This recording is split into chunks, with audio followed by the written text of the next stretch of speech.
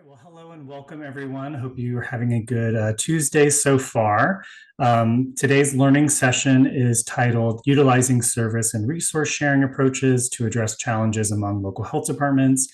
Hopefully you are in the right space. Before we dive into our topic today, I did want to share just some general logistic reminders to keep in mind as we're going through our hour together. So as I'm sure you've noticed, participants are automatically muted upon entering the session. So please use the chat to enter any questions, or if there's any comments you'd like to make, or if you just want to connect with others that are on as well, feel free to do so. We will have some time throughout today's sessions to respond to any questions we receive. But getting into our next point, we do want to interact with all of you too. So if there is a chance for you to come off mute or go on camera to ask a question or discuss, we'd love for you to do that as well. And then lastly, we will be recording today's session and it will be shared after the fact and then posted on our webinar website. And lastly, a note about that closed captioning is available if you would like to use it. To enable the closed caption function, click on the CC button in the meeting toolbar as shown in the screenshot. Please note though this may look slightly different depending on the version of Zoom you're using, but hopefully it's pretty evident where the closed captioning is. And then you can hide those captions at any time by clicking on the button again. So I'm Travis Parker Lee. I use he, him pronouns, and I'm a senior specialist at the Public Health Accreditation Board, or FAB. And I'm joined today by Grace Gorenflow, who is a consultant with us and is also a subject matter expert in the area of service and resource sharing. If you don't mind taking a moment or so, if you want to go ahead and introduce yourself in the chat, just your name, your organization, and where you reside. So I'm zooming in from the DC area in Northern Virginia. And Grace, I think, is zooming in from Pennsylvania State College. No, you're not. Usually I would be. Today I am zooming in from Carson City, Nevada. Keeping me on my toes, Grace. That's right.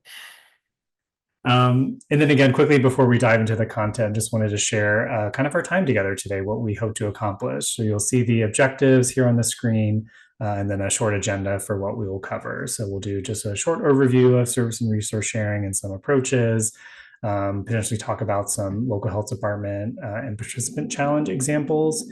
Again, we'll have time for that Q&A discussion, and then we'll wrap up and close at the end of our time today. So this might be familiar to some folks who have joined either our other two sessions in this series, or if you've attended any of our service and resource sharing offerings. I just wanted to ground you all kind of in common language, and then share some of the approaches and resharing the spectrum of sharing services that we've previously shared. Again, just to provide context and ground us in the same spot for our conversations today. So you'll see here on the screen our definition for service and resource sharing. It's when insights, expertise, techniques, and tools are shared across organizational boundaries within health departments. So this can look like things like a population served, a distinct service area, or district or governmental jurisdictions. Sharing empowers public health departments to work together to protect and promote the health of the people they serve more effectively and efficiently. And by sharing those insights, expertise, techniques, and tools, health departments can accomplish more than they could do alone. Ultimately, this enables a reduction in inefficiencies and ensures that services are delivered to those that need them most. And it also allows health departments to develop innovative methods to access services and resources during public health emergencies, and also prepare systems for the next public health threat. So we've developed three approaches, and we've seen these play out in different ways through some of the folks that we've worked with and some examples that have been shared with us. Again, I'm not going to go into these too deeply, just share some examples, again, to get us on the same page. And I'm actually not going to talk about the state level or system approaches today, just because we're focusing more on local health departments today. So moving on to that second approach, the regional and district approach, that refers to service and resources offered by an entity that serves a defined subsection of the state. Obviously, this can include those regional district or governmental offices. Excuse me. Could be funding a specific program service that's provided at the regional or district level. That thought of like the one to many in terms of purchase services and resources, where an entity is kind of in charge for multiple folks within a region or district. And this can also show up as like a regional entity that's kind of like a backbone organization. So there's several partnership, council of governments, and coalition examples that we have on our website that fall into this category. Then, of course, as we're here today to talk about local health departments, those local approaches are what we'll focus on. And those involve two or more health departments working together with each other to share services and resources. This can look like an arrangement on an as-needed basis, shared services or programs that one-to-one. And then again, any of those purchase or shared services that are very distinctly occurring between one or two or more health departments. So this might look familiar to folks. This actually preceded those approaches, and we've haven't been showing this more recently, but because we do get questions still about the spectrum, we thought we would provide it today to help kind of, again, provide that context for how local health departments are sharing amongst themselves. So you'll see here on the left side, again, going back to that as needed assistance, is that looser integration. So whether that's a verbal agreement, a handshake, or is something more formal like an MOU or MOA. This is sharing that's occurring kind of at the more basic, simpler level. And then you'll see it as it progresses to tighter integration that there's different arrangements and services provided in those types of arrangements. So there is a differing graphic than what's shown on the screen in our roadmap, and Grace will talk a little bit more about that. But just wanted to highlight a couple of the points here on the spectrum, and that it may look a little different if you see it on our website. So with that, I will turn things over to Grace to kick off our next part of the session, focused on your challenges and maybe some brainstorm some solutions if we have those in mind as well. All right. Thank you, Travis. We understand from everyone's registration that many of you are here to listen and learn. And we are hoping that some of you also do have a challenge or otherwise have a situation or a potential scenario that you're willing to share. So we, as Travis said at the beginning, we have everybody muted, but if you have anything you would like to share, any specific challenge you'd like to put forth, if you raise your hand, Travis can unmute you, and we would absolutely love to hear from you. The other thing too is you might not have a challenge. Maybe you've done this or you're about to launch, and you have some lessons learned, things that worked well, things that you wish you'd known, advice for other people, anything like that. So with that, let's, I'm going to pause and I'm going to hope that somebody jumps in for us.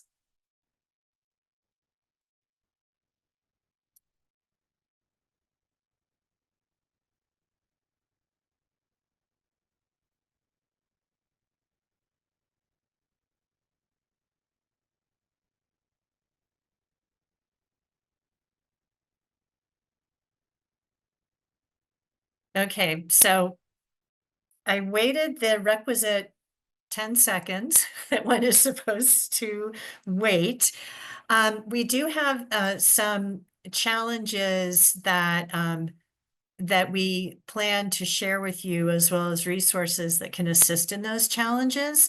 So I will go ahead and start talking about those. Now, that said, if this sparks any thoughts and anybody wants to jump in and contribute, please do.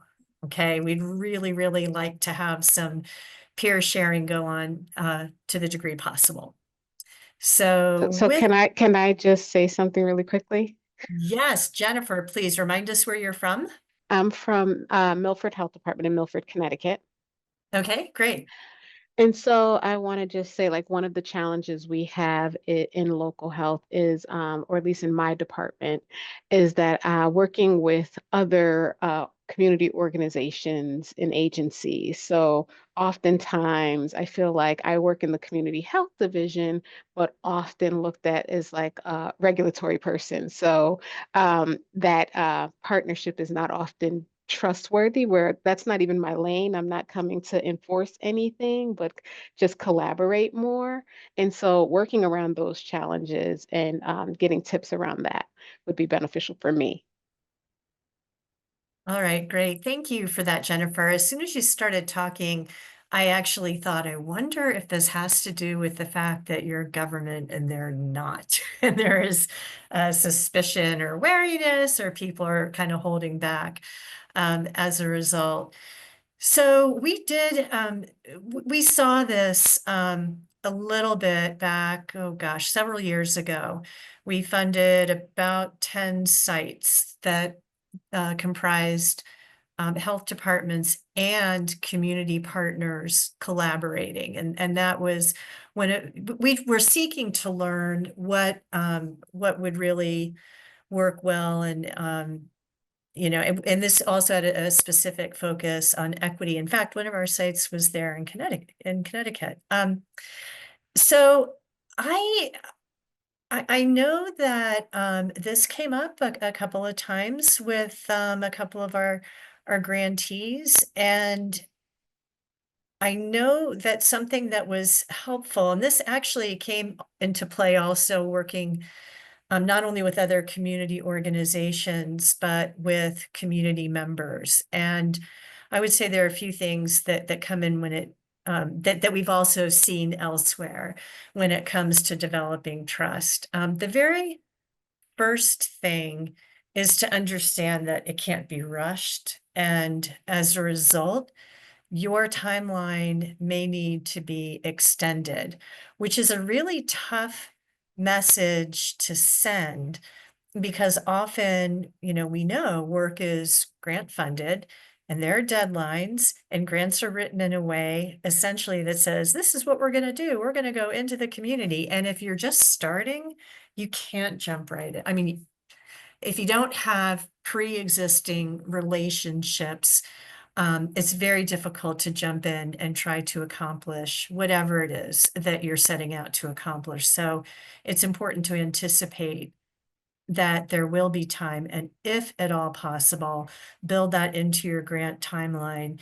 And if it's not possible, it's really important to understand that trust can be hard won and it's easy to lose. So it's important to put a lot of effort into that. Also, to the degree possible that you need to reiterate your job and why you're there and what you all are hoping to accomplish. And in the process of doing that, it's important to be very, to lead with humility, to recognize the experience and lived experience of the people who you're working with, and really be very open to having other people lead where possible, or to co-lead. That can help generate trust, because it demonstrates that you understand that everybody in the room has something to offer, and that there are other people in the room who are capable of being leaders. So that's what I would share with you about that scenario. Travis, would you add anything to that? I would add, so thanks, Grace, for covering a lot of that. I would add, we've also found the Collaborative Trust Scale resource we have on our website as a good starting point for folks that are trying to build that trust and make sure partnerships have that as at the forefront of their collaborations. I'm going to go ahead and get that link in the chat for you to take a look at. And then Grace will go over something in a little later on success factors that also I think could help play into considerations that you're thinking about. And Jennifer, I especially love your question because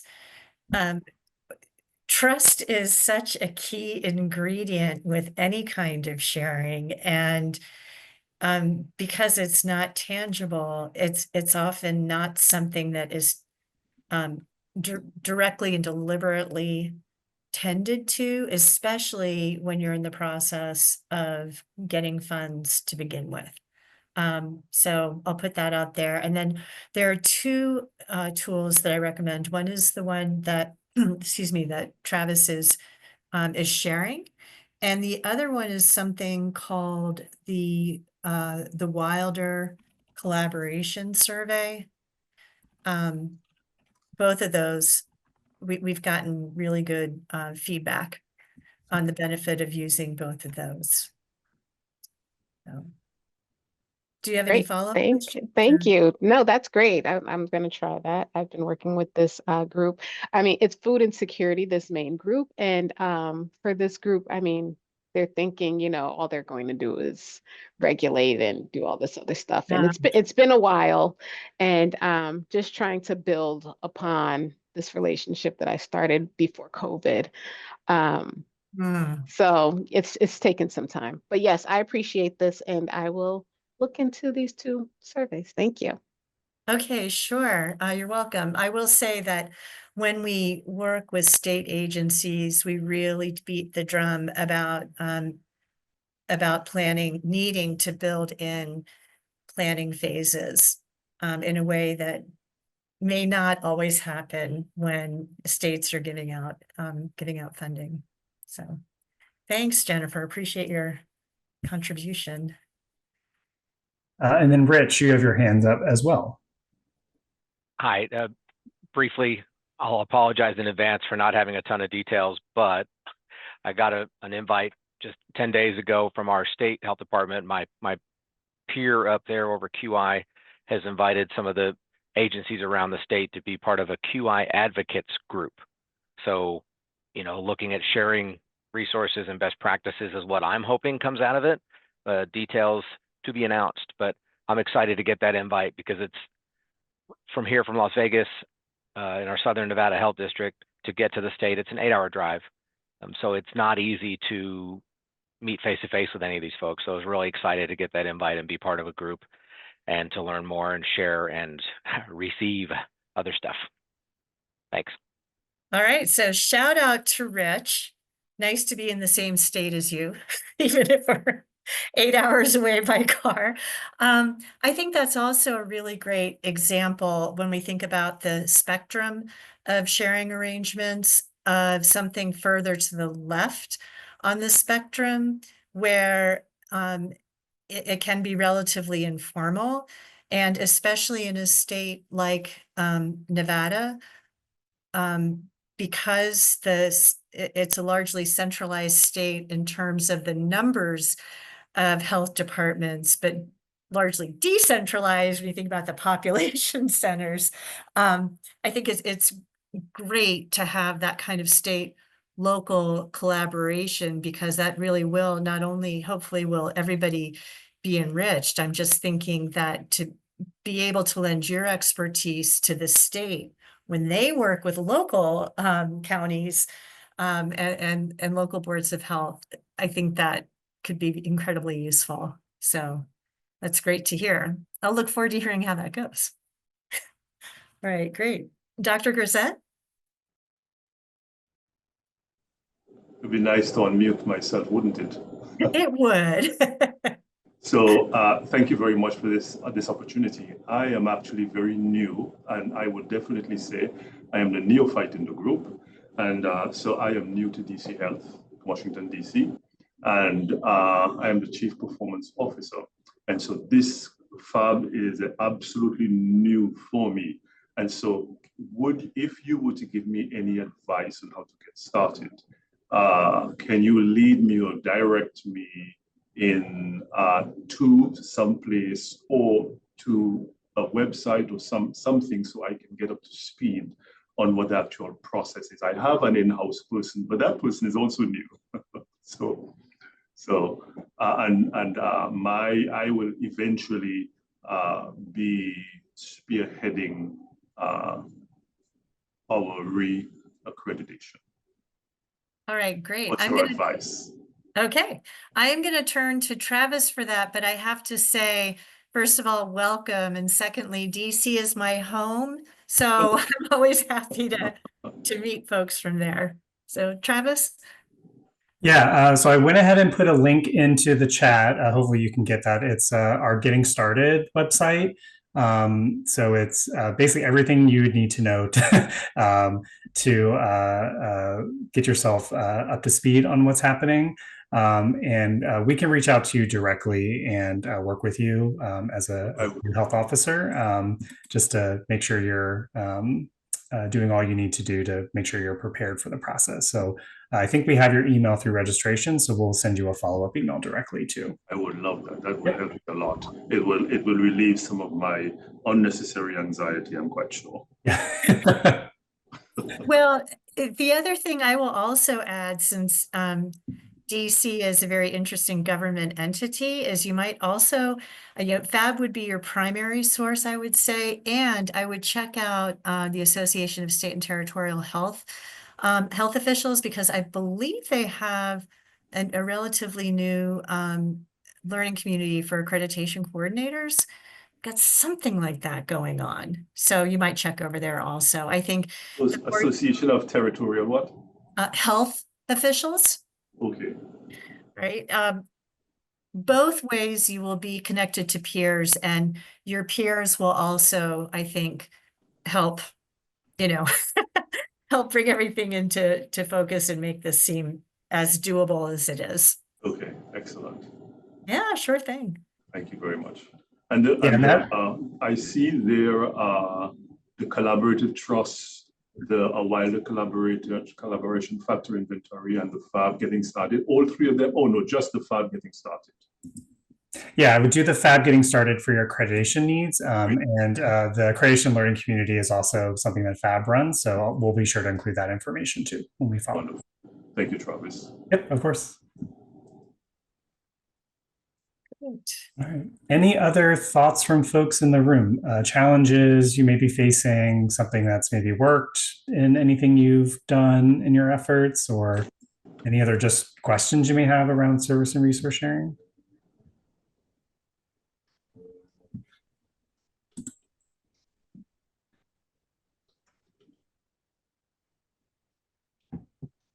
All right. Well, why don't we go ahead, Travis, if we could go to the next slide, and again, please, everybody, do not hesitate to jump on in. And so you can see along the bottom of the slide here that there are images of these various resources. And what I thought might be helpful is to talk about challenges, some common challenges that we've seen, and give some examples, and then let you know how that resource can help you. So let's talk first about laying the groundwork for considering shared services. I should also say that what I'm about to discuss really has to do with the two categories that were furthest right on the spectrum, where there was the tightest integration, and that is sharing a program, those kinds of sharing programs and functions, and actually merging health departments or consolidating. Sorry, my hair's getting in my mouth. Okay, so when it comes to laying the groundwork, there are several challenges that we've seen. One is conflicting objectives, and this might be surprising, but people, partners can enter conversations about sharing, and if you just say, let's share this service, or let's talk about sharing this capacity, that could have very different meanings for everybody involved. And not only that, sometimes partners have conflicting objectives, and that could be okay so long as everybody's okay with the goal. It's just that everybody needs to be incredibly clear on, generally speaking, what their objectives are, and then hone in on that. Make sure that as you keep going, that you all have the same North Star in mind. We worked with a group about 10 years ago that met for about 3 months, once or twice a month, and didn't get anywhere at all. I mean, they could not move forward in planning a shared arrangement. This was for emergency preparedness. And it turned out that the reason was that they all had very different ideas about what they meant. The county that started the discussion was thinking about having one preparedness program housed in one county with all 3 counties paying for that program. Somebody else thought that what they were talking about was each having their own staff, but the staff working together to develop similar or same program activities and processes and policies. And the third one thought that they were just talking about having a staff member in each county who routinely met with the other 2. So just having routine meetings and kind of keeping in touch. And those are very, very different things, especially when we think about the spectrum. And so it was not at all, when this was surfaced, it was sort of a big aha moment. And so we've been really clear at the outset now of letting people know this can be a challenge. So don't make any assumptions, and make sure you actually do understand and you surface disagreements or surface differing objectives and have these conversations before you go any further. Another challenge is that there can be an imbalance between partners' efforts to be cost effective and efforts to increase or improve capacity. And we've seen this be a major issue, in particular with policymakers who, as you all probably know and have experienced, tend to favor cutting costs above all. And we talk about the need for a balance because, if what you're interested in cutting costs, if that's your interest, it usually comes at the expense of the service capacity, the quality, as well as the magnitude of services. On the other hand, if all you care about are the program side and making it bigger and better, that comes at the expense potentially of being cost effective. And so there really needs to be a balance. And so what we always say is it's important to be clear with policymakers that a worthy goal is basically getting the biggest bang for the buck, right? You want to maximize the resources available. And we have a lot of examples of what this means, but I will tell you about a rural county that had a major opioid problem, which is a lot of counties, as we all know. But they were not able to get a grant to address this problem in their county for a number of reasons. So they ended up partnering with a larger county that was adjacent to theirs. And yes, there was some grant funding available, and they also had to pay into it a little bit. But at the end of the day, for a very small cost, they got a lot of services. And so, yes, there was an investment that was required, but it was the best possible use of resources because they were able to leverage assistance. So it was getting nothing, and for a small amount, getting much more than they would have ever been able to afford by themselves. So that can be, again, having an imbalance can be a challenge, and it's important. Again, we found that talking about this as maximizing resources can really help overcome some of those challenges. So another challenge is the one that Jennifer raised. Yep, and we've covered all the points I was going to make there. The only other thing I was going to say is that I was just going to give another example of how trust can be lost. Was a group of 5 counties that was considering coming together to develop a district that would serve all of the counties. And one of the counties really wasn't interested. They participated in all of the efforts. They were sort of playing nice because the largest county in the group had really helped them out many times in many different ways, and they really valued that relationship. However, they also, this particular county, really believed in home rule and really, wanted to do their own thing, and they didn't want to be part of a larger group. So, but they agreed to participate in the planning effort that they undertook to determine whether or not this would be a good thing.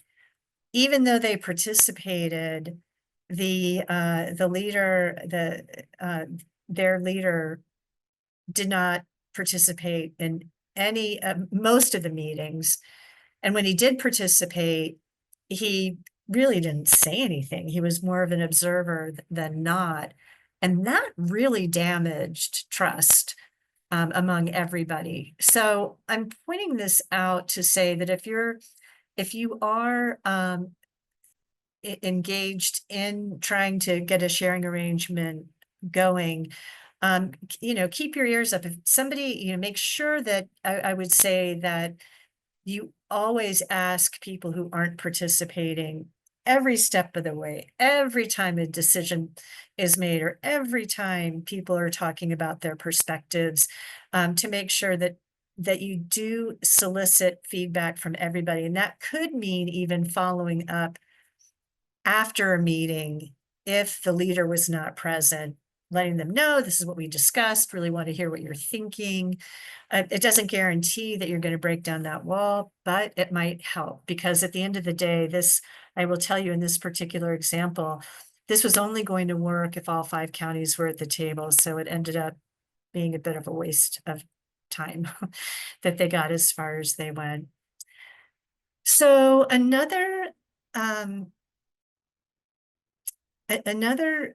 we've got Rich. You know what, Rich, if you could unmute and share that. I'm oversharing. Sorry. No, please. It was just perfect timing that our state was working on their initial accreditation, and the domain 7.1 had something in common with those of us in the reaccreditation space also. So having the state involved, they had much better contacts, they had much better budget. So I was able to contribute, and also Northern Nevada Public Health and other district in the north part of the state, they contributed to the project also. They had a team of EPI consultants that gathered the data and have given a kind of a secondary data analysis. Way better than I could have done by myself, because they just had this knowledge and the access to resources. So we all were able to use some FIG money, infrastructure grant money for that. And I haven't seen my part of the product because my deadline is farther out than the other 2 players, but I'm really impressed with what we've got. And just again, it's the state being proactive and reaching out. So it's exciting to deepen that relationship a little bit more with folks that are so far away. That is another excellent example of sharing, right? Sharing expertise, it sounds like, as well as resources. And I really appreciate that too, because the nature of state and local health departments varies 50 different ways, right? We have, if you've seen one of those relationships, you've seen one. And so to me, that's a good example of why it would really behoove local health departments to contact their state and see if there's any kind of sharing that they can do for the purposes of accreditation, or for the purposes of many different things where you might not have the capacity that you wish you had. So thanks for that, Rich. All right. One more thought about basically setting the stage for a good sharing relationship. And again, remember, we're talking about I'm talking about the far right part of the spectrum is leadership buy-in.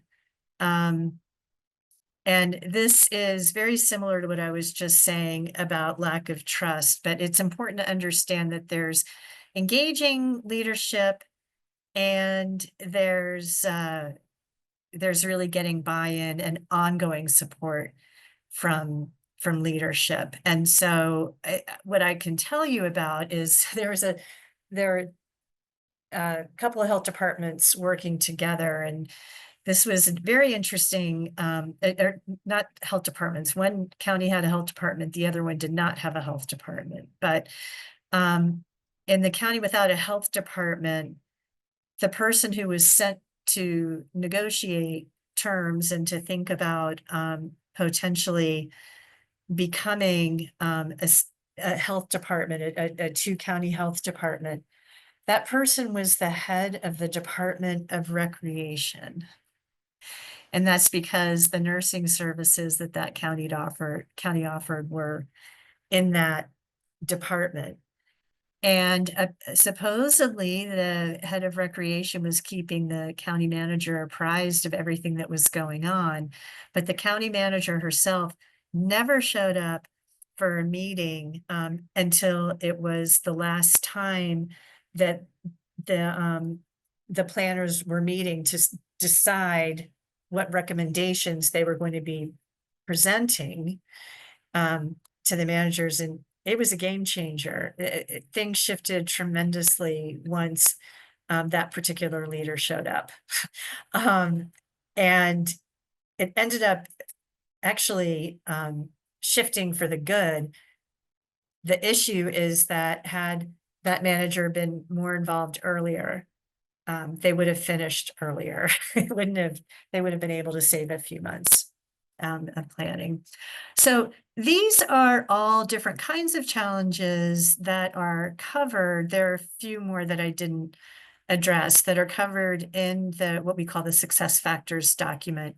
That's a very brief document, and it's almost like a checklist. I won't go into that anymore, other than to say it's worth the quick read that it is, because the factors are there for a reason. They are all based on the experience of those who have gone before us in terms of developing sharing relationships. So I am going to talk for a moment about the roadmap and challenges that we've seen that, if you use the roadmap, it will help you overcome these challenges. So one of them has to do with how much time goes into really exploring the concept of sharing, which often is not too much time. We have seen time and time again, and I mentioned this when Jennifer started us off, that a lot time is needed to plan around conceptual feasibility, and this can be tough, right? You might not have funding that supports that, but to the degree possible, it's really helpful to put in the time and think about things from a conceptual perspective before you actually jump into what things would look like. And I can give an example of two counties that were sharing nursing services, and one county had trouble attracting staff. And so they turned to another county to get help from them. The other county was just a little bit larger, but they were able to come up with an agreement to make sure that the certain clinics were staffed. Well, the bottom line of this arrangement is that they pretty much just jumped in and said, sure, we can do this. And they slapped together an agreement and they sent their nurses. Well, several problems ensued, and usually it was because if a nurse who was assigned to the other county called off and was sick or unavailable for whatever reason that day, the county that employed the nurses said, oh, sorry, that's, I guess you're not staffed today. So the whole agreement was drawn up in a way that absolutely favored the county that was employing the nurses and had the other county at a huge disadvantage for a few different reasons. But that's just one example of why, if you just sort of jump into it, you could, be doing a big disservice. In the roadmap, there is the first phase is exploratory. It's a conceptual feasibility study, but study doesn't mean everything has to be, documented and, some big highfalutin document. What it does, though, is walk you through things to consider about respective capacities, about your history together, making sure that you are clear on your objectives. It really covers everything that is in the success factors to make sure that they're there, and it goes beyond that. So that's another challenge, is just going straight to planning without taking the time to go through the exploration. One of the really nice things about the exploration, again, it's going to take a little bit longer. However, it does give everyone a chance, especially if you're new partners, a chance to establish a positive relationship. If there's a bad history, if you will, of collaboration, it can help change that, especially if there are new people at the table, and also in the process helps build trust, which we've talked about the importance of that. So another problem that another challenge that folks have run into has to do with a lack of communication. It's so easy when one is engaged in planning to just focus internally on the planning and how things are going to get done. And yet, when that happens, you can absolutely face a huge backlash for any number of reasons. So we can start with internally with staff. If you're not communicating with them, and I'll talk more about that in a minute, that can make implementation very difficult. When it comes to the public, if the public needs to go to a different place, or if new staff are being brought in, if there isn't communication with the public, that can be upsetting, especially if people show up at the wrong place. I have an example where environmental health inspections started to be done by a neighboring county. In the past, they've been done by the state, but one county that had a very robust structure, this was in a mostly centralized state. There's a health department in one county and an adjoining county without a health department because they were served by the state. The smaller county said, yes, we're going to turn to the county now, this larger county, to do the inspections for us. This is not a barrier that I'm going to share. This is a success story. They put, the county with the inspectors put a great deal of effort into communications. They thought through so many things. For example, signage. Okay, so on their inspector vehicles, they came up with a new sign, a magnetic thing that made it clear that this was an employee, a government employee who was serving both counties. They had a lot of correspondence with food establishments to let them know well in advance that this was going to be changing. They told everybody within their own county government, both counties did, that this was going to be changing. So if people called or heard about it, they wouldn't be caught off guard. Otherwise, and this also meant that there was going to be a new way of doing business for a number of reasons. And so again, the owners were sort of warned in advance that this is going to change. This greatly facilitated implementation. They did not have many questions about who are you and what are you doing here and why. It was more along the line of, wow, you're doing it differently than the state used to do it. But anyway, so that can be tough. Okay, if you don't communicate, it can put people into a tailspin, especially if it's a change in in regulatory staff engaged in regulatory functions. And then the last thing I'm going to say here is it can be a challenge to know whether or not your sharing arrangement is working.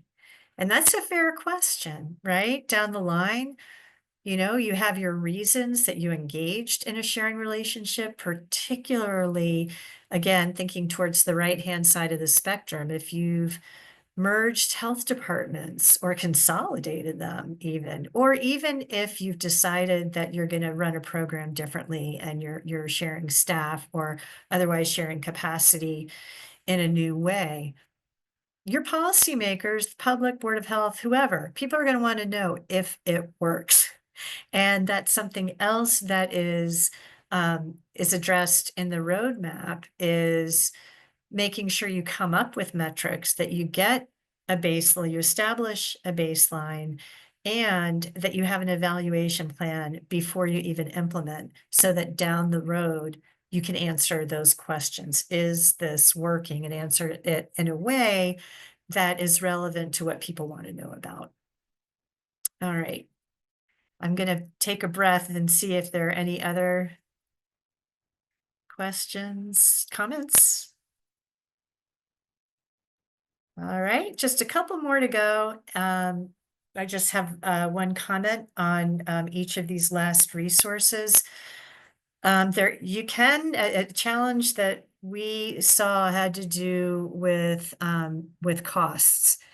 And one county agreed to share some of their staff with another county, and they charged them based on the amount of time that the staff member would be spending in that county. They calculated salaries, benefits, and all of the associated operating costs, but they failed to include indirect costs. So the first year of the agreement, the county with the staff member took a bit of a financial hit. Thankfully, that was remedied the second time around when the contract was renewed. Anyway, the point of our document, determining and distributing costs of shared public health services, it is intended to help avoid those kinds of situations. The other thing that guide does is provides some guidance on ways to allocate costs. So, for example, when you're sharing, you might allocate things based, on a per capita basis. You might do it according to disease burden. There are a few other ways, maybe a fixed cost for everybody with an additional cost that's per capita, or additional costs based on actual service units provided. Anyway, this helps you think through those kinds of issues and make sure that you've dotted your I's and crossed your T's. Finally, this ADKAR tool. I love this tool. So we were talking about how with planning, you might forget to communicate with folks. There's also the notion so that you need a communication plan. You also need a change management plan. And this is something that is covered, another example of something covered in the roadmap. Change management is tending to the people side of things. And it's not unusual at all when staff kind of get whiff of this kind of a change to become very concerned about their job? Is it going to be eliminated altogether? Is it going to change in a way that they don't like? Are their wages going to change? I mean, and we know that when there's an information vacuum, staff don't typically think about things in a way that benefits them. Information vacuum, usually nasty rumors start to swirl. So it's really, really important to tend to the people side of change. ADKAR is a tool that I think is so helpful. It's a very simple concept. It does take deliberate effort. Quite simple though. Oh, good. And Rich is saying that the ADKAR training from ProSci, and they're the ones who you can see, they're the ones who put out this toolbook. Thanks, Rich, for the plug there. What ADKAR is, the acronym is awareness, desire, knowledge, ability, and reinforcement. So in other words, you need to make sure that your staff are aware of what's going to change, that to the degree possible, you can answer the question in a compelling way of what's in it for me, right? So they have the desire for change, that they know what they need to know when before the change is implemented, or when the change is implemented, and also that they have the ability, right? So it's knowledge and skills, that they have the ability to do whatever it is that they're going to be doing that's new, and also be prepared to reinforce the change. So that's quickly what those 5 things are with ADKAR. And we worked with a group that merged health departments. Implementation was super rough because they did none of that. None of the people side was tended to. And this was in a relatively, it was a rural area, not frontier by any means, but a rural area. And the government jobs, are pretty good government jobs. So it wasn't that people wanted to leave, but a lot of staff were very upset. And so when the changes began to occur, there was initially a great deal of resistance. There was animosity between the staff members in the different organizations. There was a lot of anger from everybody directed at management, and on it goes. So that's kind of a cautionary tale. At the other end of the spectrum, we also worked with a group where in which 3 health departments were merging into one. They did a beautiful job with change management, including communicating with staff on a weekly basis, even if there was nothing to say. So they would say, for example, as you know, we have been looking into how the retirement plans will be handled when everybody's under, one entity, and we do not have any updates at this time. We will let you know as soon as we have something to tell you. They must have sent that out, or I guess it wasn't weekly, it was monthly. I think they sent that out 3 times before they had anything to share. And it really apparently helped suppress the rumor mill, because in the meantime, people were not saying, oh, they're doing this, they're doing that. I mean, the leaders had really proven themselves to be very transparent, communicative, and it went a long way. If you don't tend to change management, you will have these problems. You're likely to have these challenges of resistance, or even more resistance, animosity or more animosity, etc. All right, well, so that was all I had to share on challenges and how our, some tools that can help you overcome those. I am going to go ahead and turn it back to Travis. Thank you, Grace. So we do have a few more minutes left in our time together. I did want to just pause and see if there's any other questions that you folks may have, either about the challenges that Grace went over or any of the tools that she discussed. I do have a couple closing slides, but I'll save those for our last minute and a half together. But I want to give the opportunity to see if other folks had anything else they'd like to discuss.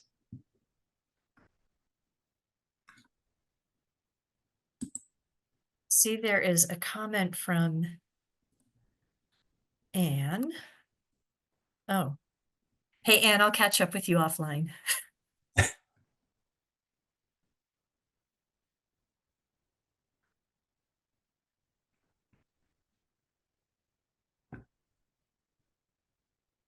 All right, so I also waited the requisite 10 or so seconds. So I'm going to go ahead and do our closing slides, but if there's anything else you have questions about or would like to discuss, feel free to put that into the chat. My mouse has stopped working. There we go. So yeah, in our last few minutes together, I did want to share a couple of the ways that FAB can help you in your capacity building needs. So we are able to assist with service and resource sharing, strategy implementation, consultation, and facilitation. We can work with you to provide guidance on statewide strategy for transformation that includes service and resource sharing components. And we can also provide support around a few of our tools, including the FPHS, Foundation of Public Health Services Capacity and Cost Assessment, the Public Health Workforce Calculator, and then our suite of tools for transformation through a service and resource sharing lens. And then if you are a FIG recipient, you can leverage those funds for technical assistance that support your service and resource efforts as well. And those will get routed to the appropriate TA provider. And of course, you can reach out to us at any time through this email that's on the screen. If you have anything you want to share with us, or if you'd like to take an opportunity, take us up on the opportunity of any of these supports, just let us know. And then, so Grace went over 4 wonderful resources we have, but we have a host of many others available on our website. And then, as Grace mentioned, we do have several success stories as well, that if you are interested in seeing how health departments have come together to share services and resources, there's some really tangible examples on our website. We hope they are helpful to you in your work. This is the website link, and then we're also, again, collecting examples from folks in the field. We'll be sure to send these links out in a follow-up email, so you don't have to try and copy them now, but then you'll have them at the ready for you all. And then just want to thank you all once again for joining us today. We hope today's session was informative and some of the things discussed are applicable to your efforts. And thanks to Grace for taking the time today too to share her expertise and knowledge. Please be sure to connect with us on FAB social media accounts. They're here on the screen. And then if you would like to take a webinar survey, you can use the link in the chat or point your camera at the QR code. We do take the feedback very seriously, and it does help us improve our future offerings. And then if you're not already signed up for our e-newsletter, you can use the QR code here on the screen as well to sign up for our distribution list. And with that, we are at our time today. Thank you all for joining. We do have one more learning session coming up in December, and we'll be sure to include that in the follow-up email as well if you're interested in another session. That one's going to be focused on state health departments. Grace, any closing words before we end today? Oh, I think I've talked enough. Just thank you to everybody for joining. All right. Well, thank you, everyone. You may now disconnect.